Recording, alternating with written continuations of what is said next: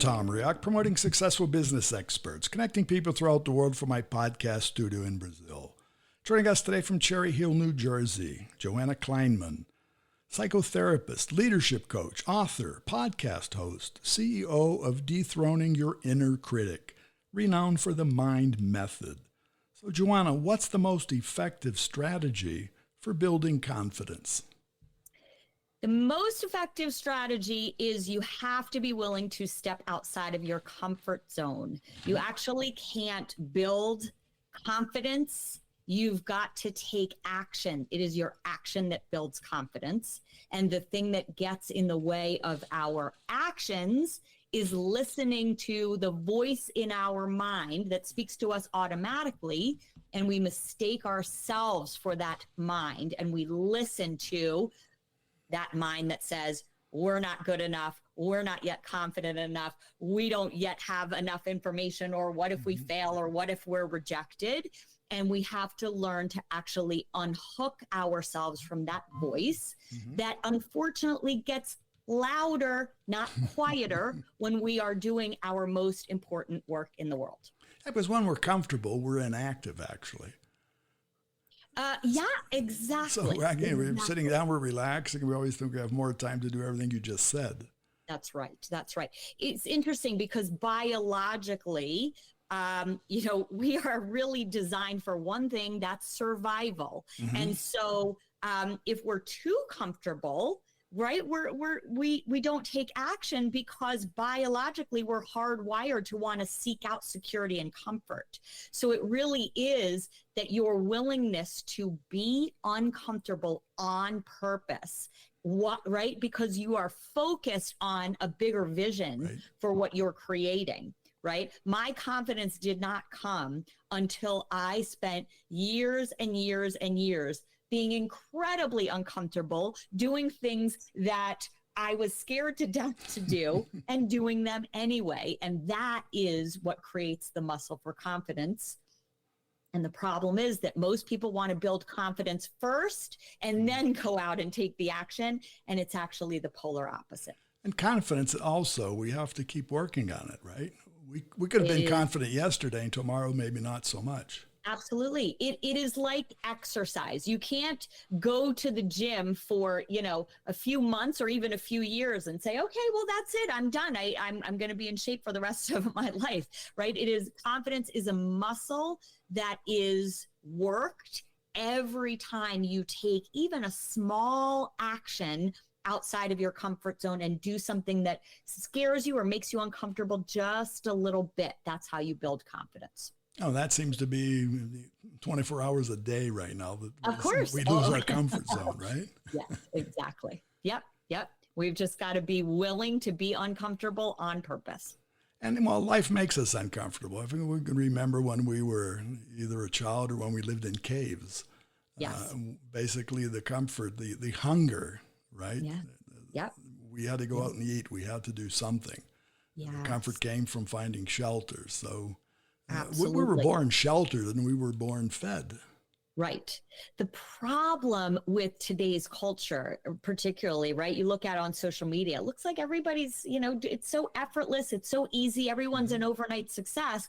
And nobody talks about, I was an overnight success because I spent 20 years of this, right? Not being successful and failing and, having things not go my way. And I kept going. There's no such thing as somebody that's just born confident. That's just not a thing. And yet, our culture makes us believe that is such a thing. Well, it's persistence. I mean, we have to believe that things can change. So if we sit around and think, well, somebody has to help us change ourselves.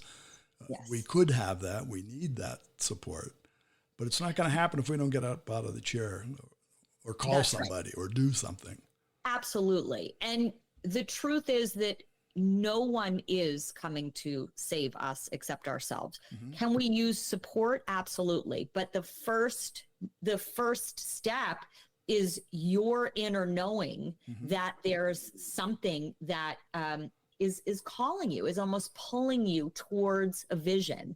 And the important thing is to keep your focus and your eye on that vision, no matter what happens, because failure and rejection and things not going your way, it's just information, right? It's information for what didn't work so that you can then take the next step outside of your comfort zone. And that's really how visions get built, right? They don't get built even to through vision, confidence. and I agree with you, but what you do, you help people maybe clarify their vision.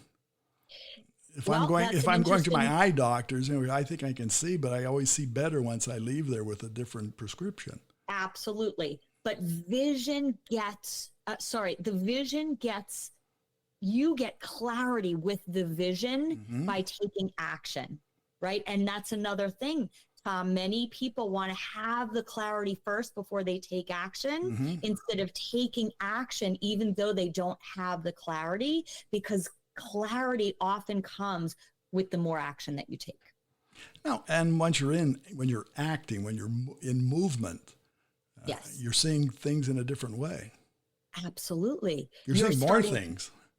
Absolutely. You're starting to get messages all around you that your actions are guiding you somewhere. And again, it's, that strengthens your inner knowing that even when it doesn't go the way that you thought it should go, that doesn't mean that you're not good enough, right? It just, because as long as we keep moving in the direction towards our vision, we will create something different, right? We will create forward action. We just have to keep going. And hopefully that will take us to success. Well, you want to know something? You've got to define your version of success, right? If you've got this ideal picture of what success is supposed to be, what you'll miss out on is all the beautiful, small little ways that you already are creating your vision. And that is heartbreaking when people aren't able to feel proud of themselves for what they're creating. What they're so stressed out on trying to make it to some arrival point that they can't enjoy the journey. No, I agree with you, because the arrival point most people put before them is something that somebody else has already done.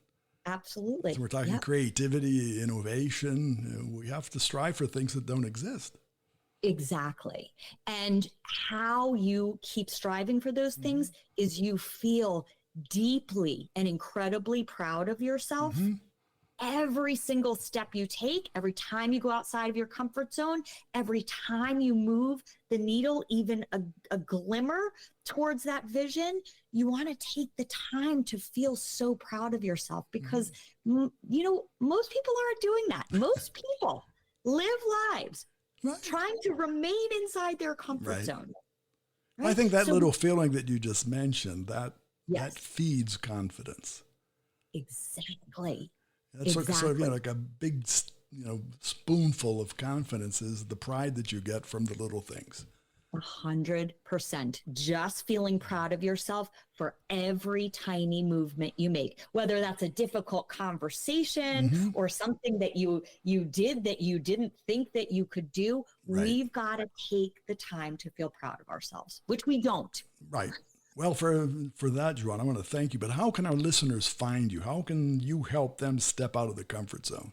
Yes, thank you. So I have a book, and my social media handles are all Dethroning Your Inner Critic. You can find me on my website, which is masteringyourmind.com. So any one of those places, Dethroning Your Inner Critic, Mastering Your Mind, you can find me and information about all of my work. Very good. So thanks again. Thank you, Tom. And again, for our listeners, it's Joanna Kleinman, Joanna, the last name Kleinman. Find her on masteringyourmind.com, LinkedIn, TikTok, and Instagram, where you'll find her site and her podcast. Cafe Networking is brought to us by Focus MI Market Intelligence, an agricultural market research specialist in Brazil. More information at focusmi.com. Talk to Tom, talk to the world. Thanks for listening to Cafe and Networking Podcast.